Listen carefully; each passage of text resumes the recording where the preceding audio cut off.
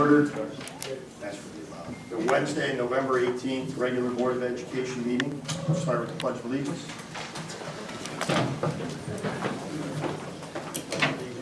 To the flag of the United States of America and to the republic for which it stands, one nation, under God, indivisible, with liberty and justice for all. Thank you. Roll call, please. Kaplanka. Here. Mr. Klingman. Here. Here. Mr. Kisco. Here. Mr. Knight. Here. Mr. Lemoyne. Here. Mr. Nargi. Here.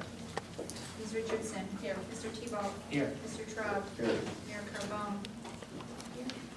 Mr. Becerra. Present. Mr. Campolita. Ms. LaChance. Here. Ms. Lomowski. Here. Mr. Potter. Here. Ms. Reitman. Here. Thank you. Public participation. The board invites members of the community to speak on topics to be addressed in the agenda or on other topics of interest. Individuals wishing to make comments are requested to fill out the speaker sign-up sheet, including your name and address, which must also be stated at the beginning of your comment. The board will not allow comments regarding specific staff members or personal grievances. Courtesy is expected in this limited public forum. The participating time will be limited to 3 minutes per person and 10 minutes overall to guarantee an efficient operation of our meeting. Joanne Broges is first.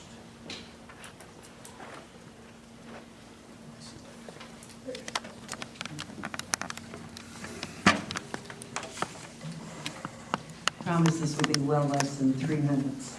I just want to make a comment on one of the policies that's up for discussion tonight. Policy 6041 used to be called the cell phone policy. Now it's the private technology devices policy. First of all, I'd like to thank board members, students, faculty that participated in this discussion. It's a very difficult issue to address. I appreciate your revisiting the cell phone policy that has been in effect for many years. And certainly we're a society that's much more connected now than we used to be. It's well thought out, very detailed policy.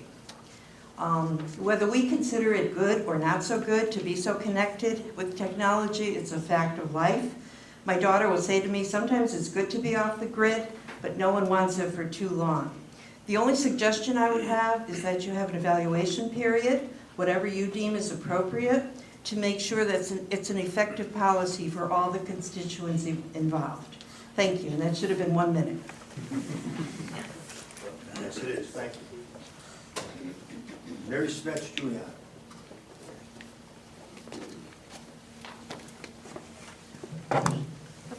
Good evening, Mary Svetch Giuliano, 305 South Road, Torrington Education Association President.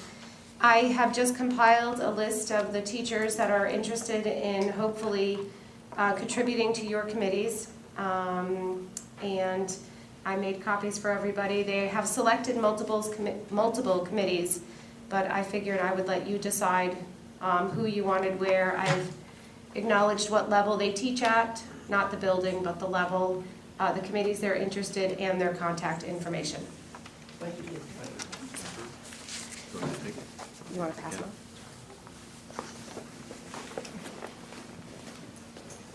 Okay. Move on to a motion to approve the agenda. So moved. Second. Discussion. All those in favor? Unanimous, Mike? Ms. Bill Van. Informational sharing.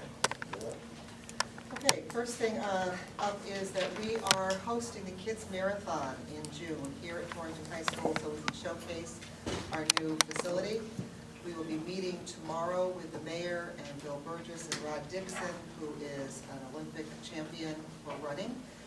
And we have already got on board every elementary school, grades 3 through 5 will be running 25.2 miles during the course of the school year and joining us in June on the track to run their last mile. So that's part of our wellness, our Fit Together program, so that we're really excited that we got the commitment from all of the elementary schools to participate.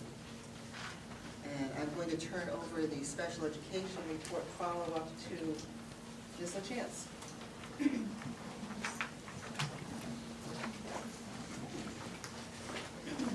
So as requested, we wanted an update on the the recent students that were outplaced this year. So I compiled a list of all the students outplaced since July 1st.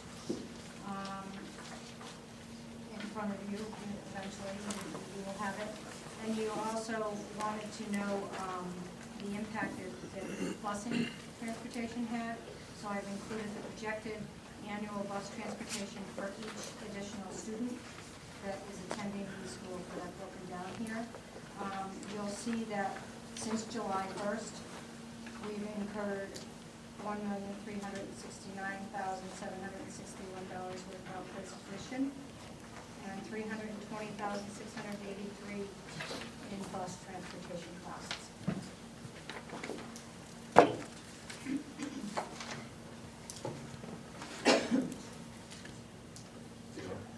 Do we have any estimate on what the reimbursement will be?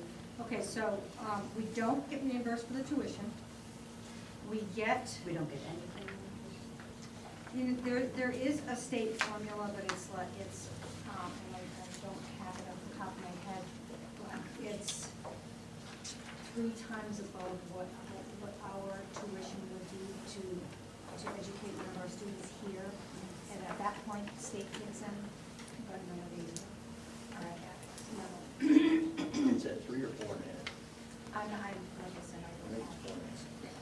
It's up there. So unfortunately, we don't get any reimbursement for that. We do, however, get reimbursement for part of the transportation for the DCF students.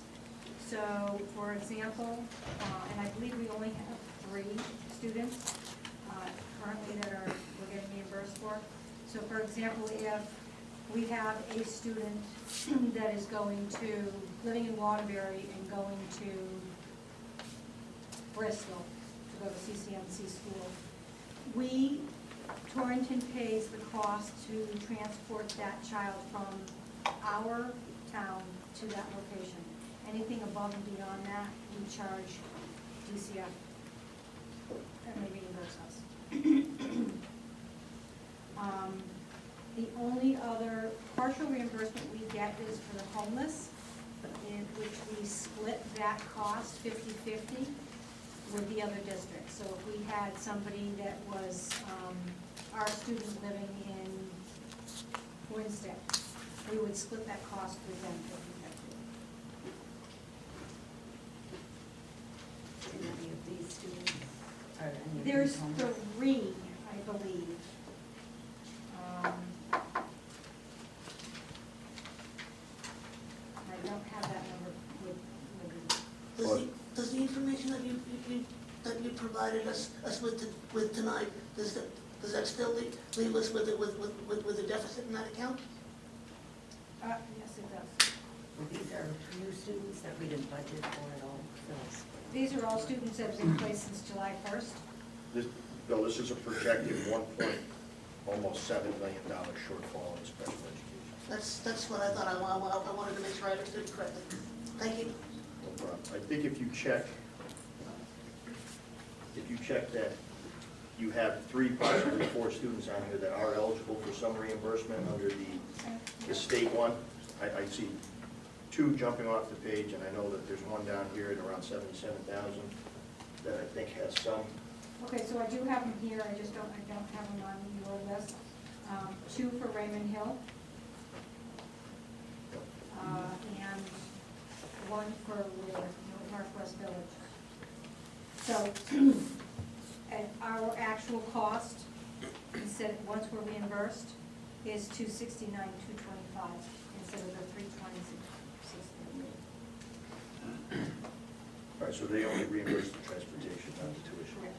All right, so what was that instead of 320? $269,225. Okay.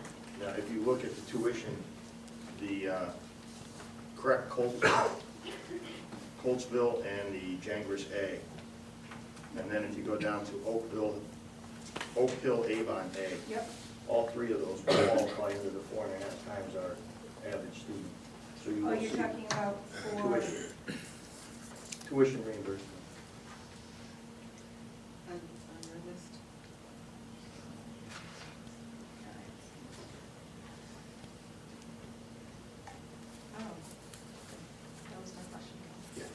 Because I believe we're somewhere in the high $71,000 to $72,000, 4.5 times our. Yeah.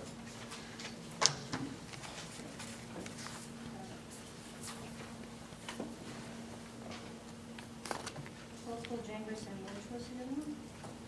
Yeah, Coatesville, Jangres, and Oak Hill, Avon, Sudan. Okay, I got it, yep.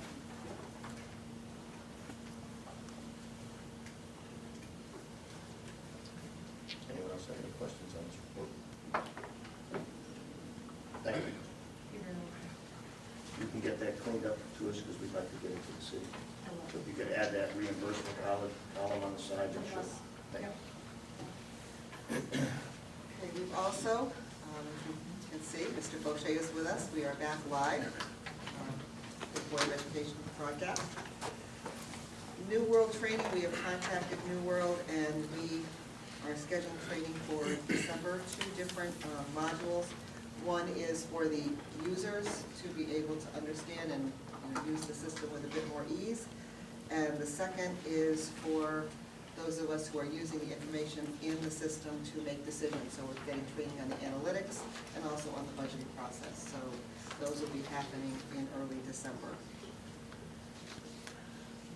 We completed, we had Shipman and Goodwin come in for one of our meetings with our building leaders to do training on the new legislation so that they would know what's coming up, what kinds of new things they need to be concerned about, what kinds of things we need to start talking about as far as implementing whatever compliance issues we need to take care of.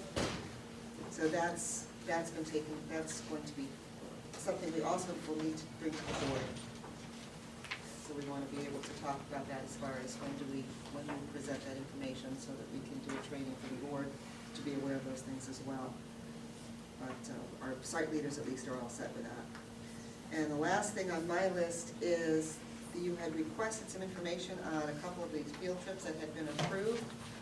One was the trip to Six Flags for the chamber and concert choirs, and the paras, we were looking at $13.25 an hour for 2 paras for the duration of the trip. And the second was the JROTC trip to the 9/11 Memorial Museum. And it was one possible attendee has diabetes. It cost me $25 per hour for a school nurse sub. So those were the 2 that we're looking for the additional costs for that trip. Are they budgeted costs? Are they budgeted costs? As far as the paras who would be probably going, Yes. might be one-on-one, so I would say that in that case, that would be budgeted if it's a one-on-one. If it's not, no. If it's somebody that we need to bring because we have several children who have needs, that would not necessarily have been a one-to-one, and so we would have to have a sub for that, or bring somebody, or if those children are the ones who need the paras, we may have to bring someone else. Okay, thanks. Okay, and the other is, as far as budgeting for a school nurse sub, as much as we have a school nurse's budgeted for subs anyway, so that would come out of that account. Okay. And then we hope that we have no one absent, and more absences Yeah, than we right. budgeted for. But we're always hoping for that, right, Dan? Now, on the school nurse sub, what was the cost? $25 per hour. I believe it's $125. Did I read it correctly? It's entirely possible you may get old. You wrote it down as $25, but I believe it is $125, correct? Yeah, you put it on the form as $25, sorry. So I'm not as old as I thought. I did want to just bring one more thing to your attention, and that is, where is it? That our football team, our THS football program was selected as the 2015 Sportsmanship Award winner this year for the Connecticut Football Officials Association. And that is a statewide recognition, and I wanted to make sure that we got that in there because, as Mr. Bain said, the program's come a long way since some of the events of the past, and we're really very happy and very proud to acknowledge that our students have pulled together to do such a fine job at turning their reputations around, if you will. So congratulations to the THS football team. Coach deserves an incredible amount of Yes, this. Coach Rodriguez has done a wonderful job with the kids, so kudos, really. really, thank you for, I was remiss in not mentioning that. Thank you. Congratulations.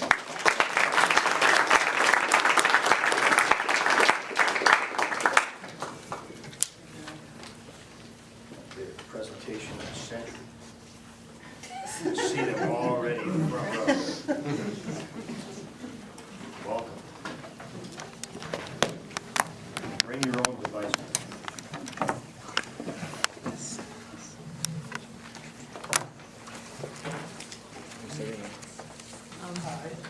I'm Assis Polveraro. I'm a freshman. I'm Alexia Fox, and I'm a sophomore. Darnell Battle, I'm a junior. And I'm Tyler Young, and I'm a senior. So we are the Electronic Policy Committee. We want to thank the Policy Committee for passing this and letting us present this to the full board. We want to give thanks to Ms. Magistrali and Mr. Frankfeld for helping us within the process of, this has been a tough process, it's been since July, and it's really thought out. And we want to thank our principal, Mr. Bain, for being there every step of the way. And we want to thank all the students that came for our support. You guys are amazing. Thank you. So we're going to show you a video. This is kind of what we want to mirror eventually through the next couple of years. Hopefully, after tonight, we can get something done.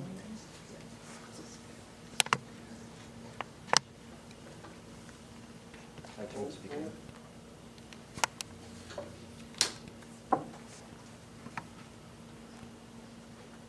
Truly world class. Let's get started, folks. Perhaps it should look like the rest of the world. Yes. With the tools you might be used to seeing everywhere outside of the classroom. There's a really cool diagram on the second website down. So it really should be no surprise that in John McKinney's science classroom at Mountain Ridge, where the focus is on the way our world works. It's like outer space. Nice, Jay. The way learning works and the way research works. Yeah. Happens when it's the students taking charge, oftentimes with their cell phones. It almost doesn't make sense, does it? How we doing, gang? Figured out what it does here. They're figuring out this mystery item at the front of the room, what it does, how it works. They're Googling, collaborating, challenging one another with their findings. Just a small part of the vision the Douglas County School District presented last December with the Personally Owned Devices, or PODS, initiative. Ultimately, we're working on trying to create those 21st century learners, and technology is just one avenue to achieve that. The idea behind PODS is to empower students to use their own devices as learning tools in the classroom. And if you can't think of how those devices will actually help with the learning, we are happy to give you a tour of everything happening on just one late summer day in our district. Over at Mountain Ridge, there's market research in the classroom of science teacher Ellie Faust. Cell phones on the table act as timers, while cell phones in the field record evidence of an experiment for more accurate documentation. Outside, Alan Savage's field research students, you can just barely see them while they're using PODS to capture images and video of wildlife. While back at the lab, what happens back in Mr. McKinney's classroom, where they finally figure out that mystery item is a vacuum pump, and then they see it in action. That comes like, oh, old balloons. And it's not only in Mountain Ridge either. Up until now, the school policy has actually been no cell phones, no devices in the classroom. And it's a real shift of thinking that we're now moving to. Shawnee Fordham's Rock Canyon juniors and seniors aren't playing hooky from class. They're taking a practice quiz. Yep, with their own devices. There's also a set of classroom laptops for those without their own. It's a computer lab without leaving the science lab. A classroom they can take home with them on their PODS. We're extending the four walls of our classroom. None of it would happen without that DCSD vision, the district's IT team, and school technicians like Manny Gonzalez. He helped rebuild Rock Canyon's Wi-Fi infrastructure to support all those cell phones and 2 new mobile learning apps. You'll see the collaboration, especially in this classroom where the kids are just hovering over the devices. They get it, and strengthen our staff is getting it. Students have grown up on technology. That's what they know. That's what they understand. And so allowing them to learn in a way that works for them, and allowing them to access all sorts of technology that you would use in the real world. It's empowering students. Helps me learn because it's like right at your fingertips. Who work together to push the curriculum further than the textbooks would ever take them. One person can look at something while the other person looks up a different thing, or you can both search the same thing and you'll get different results. And so you can like exchange information faster and quicker. It's really nice. Cell phones, iPads, laptops in the classroom. And guess what? They're not taboo anymore. They're all world class, and it's happening in Douglas County. We need to be ready globally and compete globally, and I think that's what Douglas County is saying by going with the POD initiative, that we're ready to compete globally. We want our kids to be globally competitive in the marketplace. Okay, so that video was made in 2012. So you can just think of how much our technology has even improved even after that video was made. I forgot one other person to thank, and that is all the staff at Torrington High School. Ever since we have started this policy, they have been totally for it. I don't think, we haven't talked to one staff member who's against it. They are so excited that we are here today. So we're gonna, okay, so I'm not gonna read every slide, but I just wanna make one mark on this slide, is in our DIRG, and if you open the folders that I gave you, it is, you have a copy of the PowerPoint that was passed by the policy committee, the policy, which was passed obviously, the survey that we did with students, and also the DIRG, which is the second page. That DIRG shows that 4 out of the 17 DIRG schools in our DIRG do not have a good cell phone policy. And not good, more a not cell phone use. And one of those 4 include Torrington.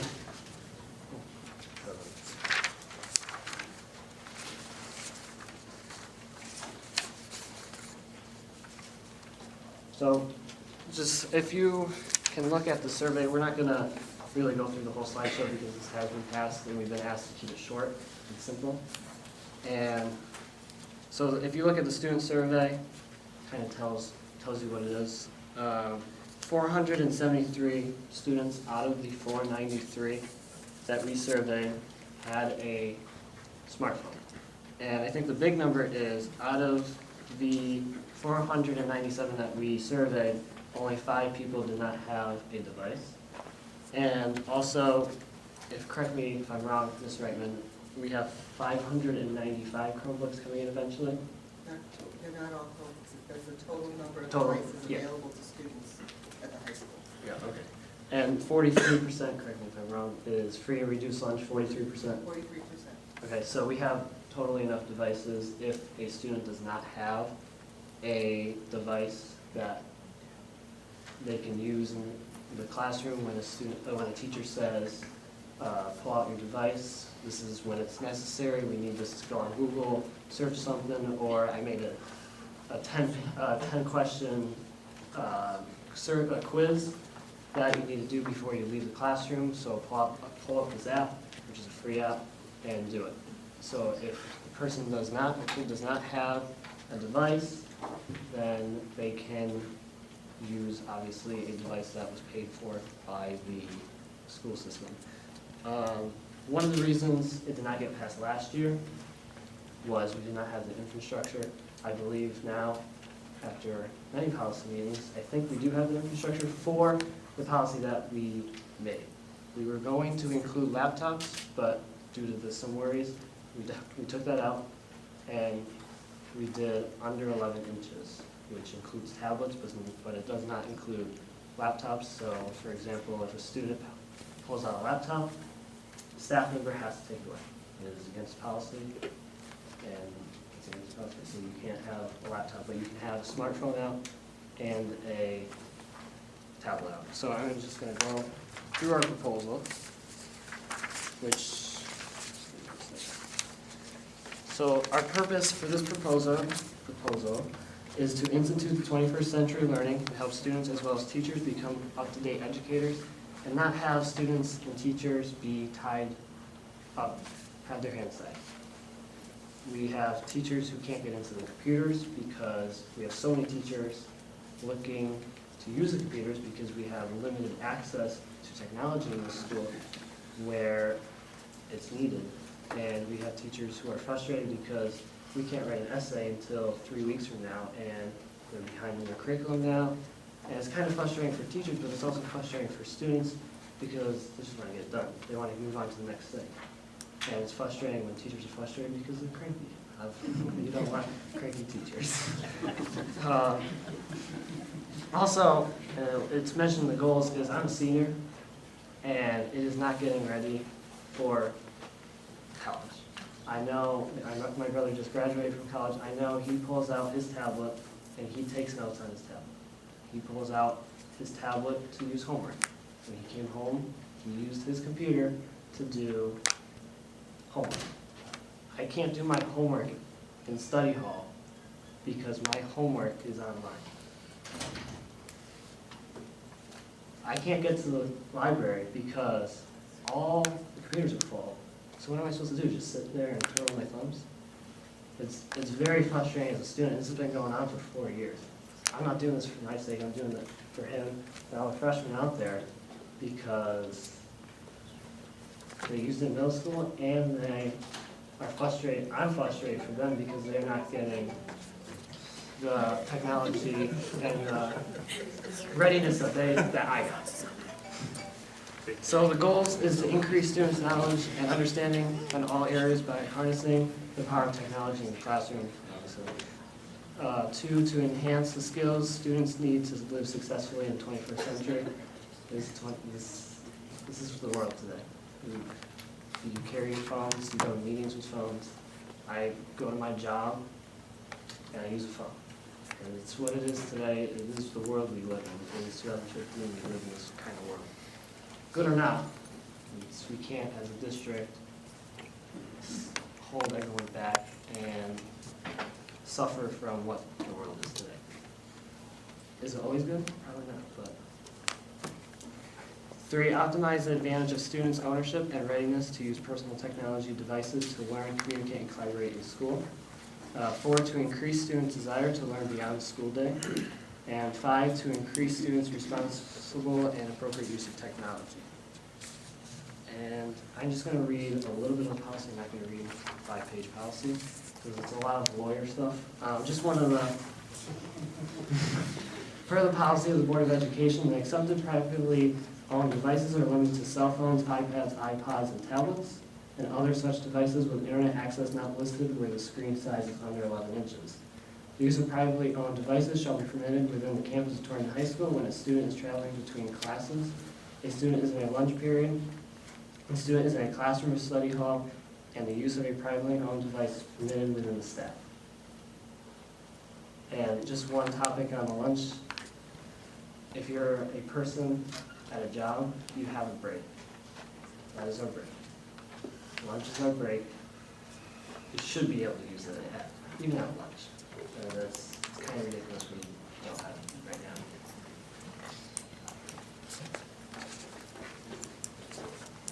That's about it.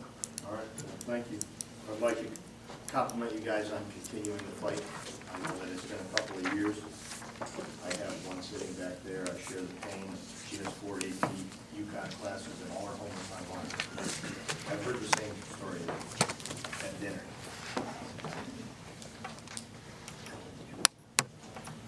This was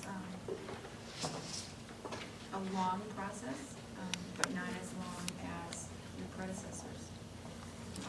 We've come a long way, and as you said, right now we have the infrastructure, which is wonderful. Great job, really. Jim spearheaded this committee, and I applaud you and hope that it will pass. And from my side, working with the students and Mr. Payne, they asked questions, I gave them tasks.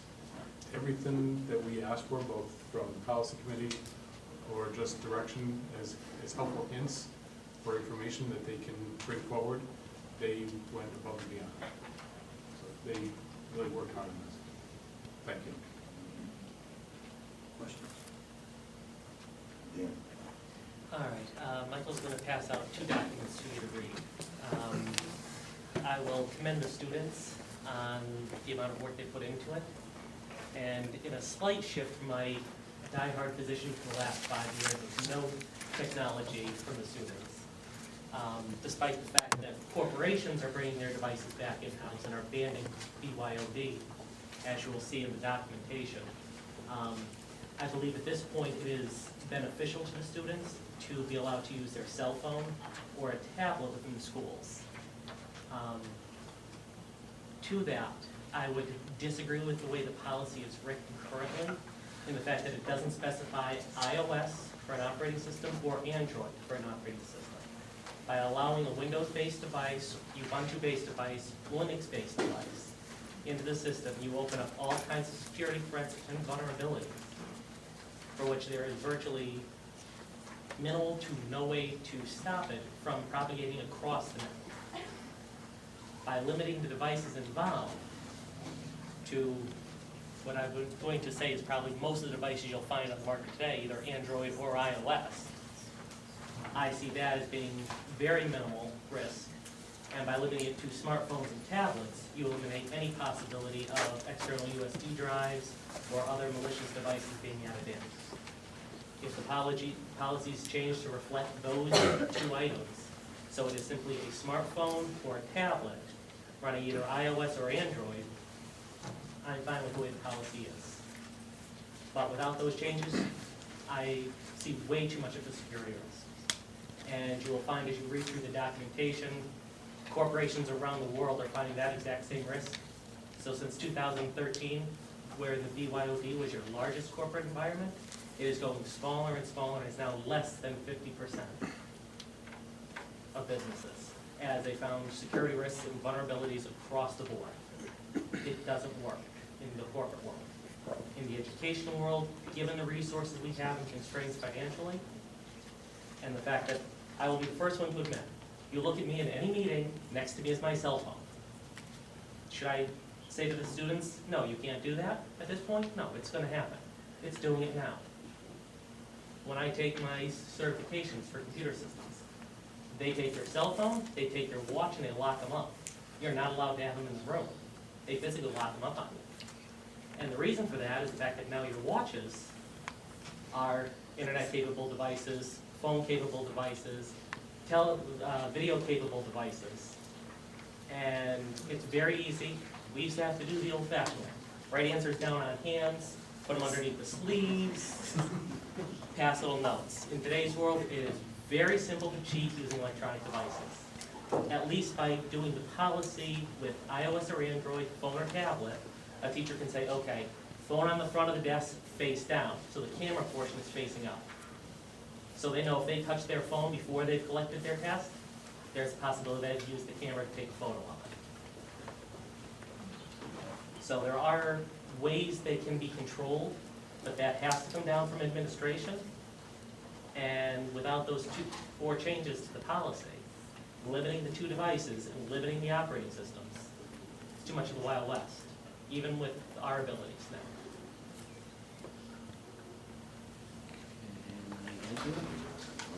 Can I say something? But the policy that you have in front of you is the same policy that the DIRG schools have. Okay, the schools that are in DIRG. The only thing we changed is under 11 inches. So if that, which is a fair point, why is the DIRG schools in our DIRG not have it? They obviously do not have an issue with that. And how many of the DIRG schools have IT specialists on their board that specialize in IT security?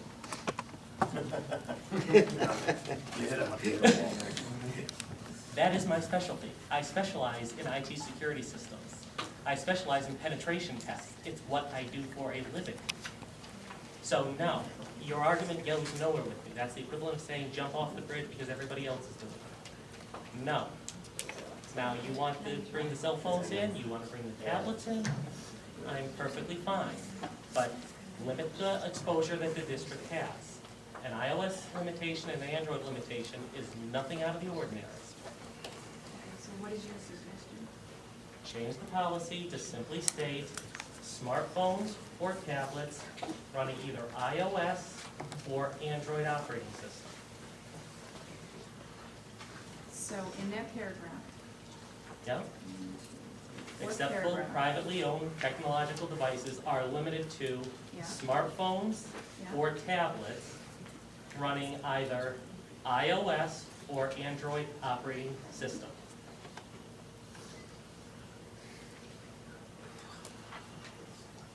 So I'm gonna ask, who would police that portion of it?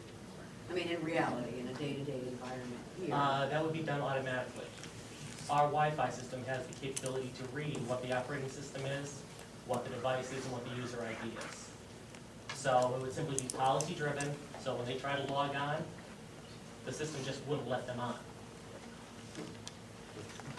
Can I ask a question? You may. Unfortunately, the board actually has two people that work in IT. No, it's very good. Gives me a chance to actually have a discussion. The question I have is, if our Wi-Fi can detect that, then our Wi-Fi should be able to detect if there's something malicious going on as well. If that's the case, the under 11 inch should suffice it. The only thing you're gonna get are my Surface. Now, if you're telling a student that they can't bring their Surface because their parents spent $1,200 on a Surface instead of $400 for an iPad, is the board now going to be responsible to provide a device for them? Because they actually have a device that meets our qualifications, that will actually work on the system to do everything they need to do.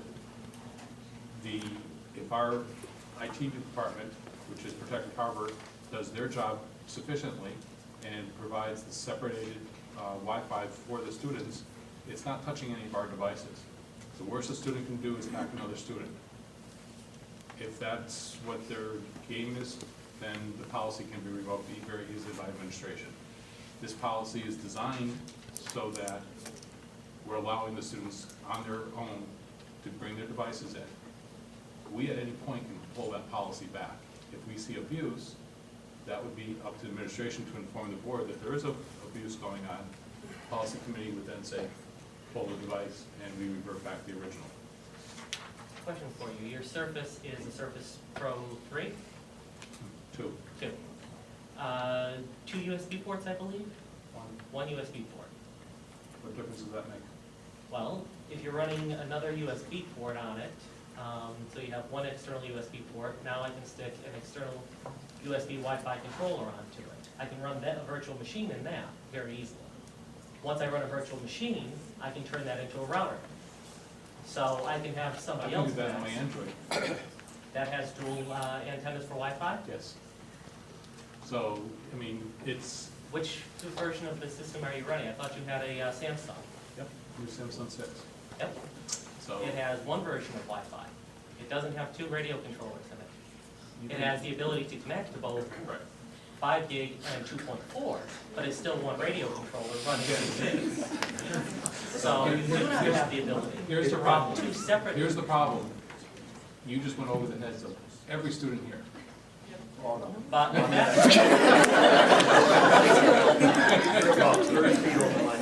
Jim, that was true. Last Halloween, we wouldn't have had 3 hours where our network was intermittently up and down because an enterprising student here at the high school figured out that if he took a regular cable out of one of the backs of computers, put it into a dumb smart switch. I know that sounds retarded, but it is true. It's a powered switch that doesn't have logic. They were then able to turn around and cause enough network interference where things were going crazy. Now, does that mean that everybody here is stupid? No, because obviously somebody was smart enough to figure it out. Does that mean they were graduated last year? Do they appear this year? Could they have done it by accident? No. If I could, John has his hand up, and then we're going to go to Jeff. Yeah, I just want to pick up on something Mr. Lemoyne said. Students could interfere with one another only, right? So we would be protecting kids from one another, protecting kids by instituting Mr. Tebow's restrictions. Correct. But it doesn't To have... me, that's worth it. I think protecting kids is something we do all the time in so many ways. We're already doing that now on our network anyway. So, I mean, you're looking at giving them half the care, if you will. Jess? My question was kind of going back to something, Tyler, that you said about the other schools in our Durham and how their policies read, and I don't think that your point was truly taken. My question, along with yours, is have any of the other schools in our DERG that have this policy had any sort of security issues?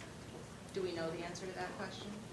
Can I answer that? Yeah. Sure. We actually talked to Gilbert Schools, which is in our DERG. We had a phone call with them, and they said they just changed, they've had the bring your own tablet device since 2010. And this year, the policy in the summer passed the phones also, and they have not had one issue. They said students, when asked to put it away, and it is the same policy that we proposed today. It is in the hallways, it is at lunch, and it is when, in the classroom, when the teacher says, pull it out. When a student takes it out, they have a verbal warning, and the student reacts, they put it away, because they know that the policy is fair. They know that in 46 minutes, when they're traveling to the next class, they can go on the phone. So they know it's fair, and every student that I've talked to, and I've talked to almost the whole Torrington High School, is that they're reacting very well to this policy, the new policy. And in the schools that you looked at, have any of them had these security breaches, like the type of stuff that you're aware of? Not that we are aware of. We talked to a lot of the schools in our DERG, and they didn't mention one thing. Bill, I want to commend the students and the committee for the work what they've done. I've been listening very carefully to the discussions in both the policy committee and the presentation that you did tonight, looking for a compelling reason to support this. I haven't found one. Unfortunately, I'm not going to be able to vote in favor of this proposal. Andrew? Two questions. First question is, why did you limit your search of talking to different schools in our DERG as opposed to trying to get a general consensus of all different types of schools? We didn't. If you look at the... But you've just been saying always your DERG. Okay. So if you look in the PowerPoint that I printed out, or we printed out, Wamogo Regional High School is a school that Torrington students can pick. They have been doing the same policy that we proposed for 7 years. We have a school right across the street that Torrington residents can pick, and they have the same policy. So we're the last school that Torrington students and Torrington residents can pick with this policy. When my brother went here, there was about 1,300 kids. We went down to 990. That's not really the answer to my question. The question is, did you look at, say, a Greenwich High School or a Greenwich School District or a Farmington, or just a variety? I don't know what your data is. You're saying you've always talked about our DERG, which is 14 different school districts, and where there's more variables in school district. I'm not trying to say good or bad. I'm just asking why you limited yourself to. I don't think Wamogo's in our DERG. And we did Housatonic also, which I know is not in our DERG. Okay. And Housatonic, they've had this policy since 2008. That's a long time. So, I'm just listening to what you said, okay. So. Yeah, so we didn't just look at schools in our DERG. Okay. That was actually one of the things that the policy, before they passed it, told us to do. It started as a more random search, and the policy committee asked them to compare like districts by going to our DERG. So that was a directive they were given. They had started out just asking around, Wokotech, Wamogo, Housatonic, and they were asked to, look at other school districts that demographically represent Torrington. But when they talk about all over Wokotech, they're really comparing apples to oranges, because this board, it doesn't have any control over all over Woka. That's under the auspices of the state of VOTEC system. Correct. I think there was two different types of schools that were compared. My understanding, there's the schools in our DERG, which would be more demographically in line with our school. And then there's the schools in our general area, which might not be demographically in line with our school, but those are the other schools that essentially compete for our students. So there's kind of two different vantage points there. Both of them are relevant in different ways. John, I think, wants to finish up on this topic, then we'll go to the second question. On the DERGs, I think it's the communities that are in line with one another rather than the schools. So, and there is a connection, I'm sure, between the characteristics of the community and the characteristics of the school, but the analogy is more appropriate between the communities than it is among the schools, between the schools in those. I would have a question though, Mr. Tebow, what kind of damage would a student do to another student's device? Oh, totally destroy it. You can brick the device. Literally. Literally. But you could do that down the street, not in the school. Correct. But we're Right, talking so about letting there's, it so come it's from the school. that portion is really moot, Except because you for the could fact- literally do it anywhere. But we would But be you have overseeing. to do what he's saying, you have to be on the same network, which means you have to be sitting at McDonald's, logged into the same Wi-Fi system, and you'd have the packets soon. Find out the packets, find out the user's control, backtrace it into the system. Assume that they don't have an administrative password, or they did a 1, 2, 3, 4 deal, get in and you can do whatever you want. Or worse yet, you turn around and send mail logs through the system. And Mr. Lemoyne's gonna go crazy over there, coming up with all reasons why you can't. Because again, within the world of IT, you take 10 experts, you'll get 10 separate opinions. All right, let's go back to Andrew's second question. The second question is, you wanted to limit types of devices. Correct. And as I kind of feel, this is really a moving target, meaning technology is just changing constantly. I want to limit what the Wait, device this is is my and the question. operating Finish the system. question, Dan, you can't answer the question until you're done. So that being said, do we want to create a policy that gives some type of moving targets so as technology may supersede our, she Yeah. may have already answered that, or? No, go ahead, finish your question, so then. Do we want to create a policy with going forward, just making sure that as technology changes, the board and the administration has the ability to? Okay. We review the policy, chair of the policy committee, we review the policies yearly. Anything that changes, we would change the policy. We would update the policy, as with any policy. So no policy is set in stone and this is it, bless you. This is it, done. It's always evolving and changing. And I understand that. And but- that's why we limited that portion for now. But I think I'm going back to Mr. Trebo, which is, you made some specific recommendations tonight, and I guess my question would be, just based upon your professional opinion, how long do you think your suggestions will be functional and valid? 6 months, 6 years? I mean, when will you be coming back and going, no, that, my recommendations is now. Between iOS and Android, you have between the operating systems, iOS, which is the Apple operating system on their tablet devices and their phones, and the Android system, which is my personal tablet device and my personal cell phone. You have 99% of the entire market of the world. That is pretty much, if you have a tablet, you either have an Android tablet or you have an iOS tablet. The percentage of the business-grade products, like Mr. Lemoyne's referring to with the Surface Pros, those are laptop replacement devices meant for the corporate environment. They're not so much a personal use device. Some people have them, but most people have the $400 tablets or the $800 tablets that you get from Apple or from Android. Could be a Samsung, could be an Acer, could be an Asus, could be anything. By limiting your exposure, that means your teachers have to choose from apps on either the App Store from Apple or from the Play Store from Google. So the applications are verified that they're not infected with malware. It also gives the teachers a limitation for, okay, I know these are the applications I can work with, and these are the applications my students are going to be able to have. Whereas you throw a Windows product into the mix, or somebody who has a Ubuntu-based device, which is a Linux operating system. Now you turn around and you say, okay, who has access to this device? Now, what's their operating system? Now, what's their version that they have? What do we have in the schools now?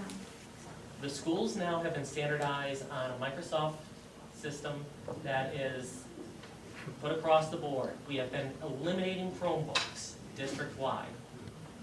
That has been the policy for the last 4 years. No more Chromebooks, Windows-based, Active Directory, lock everything down, no USB access. But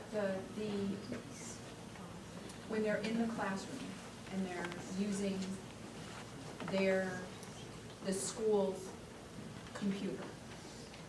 The system is Okay. locked down.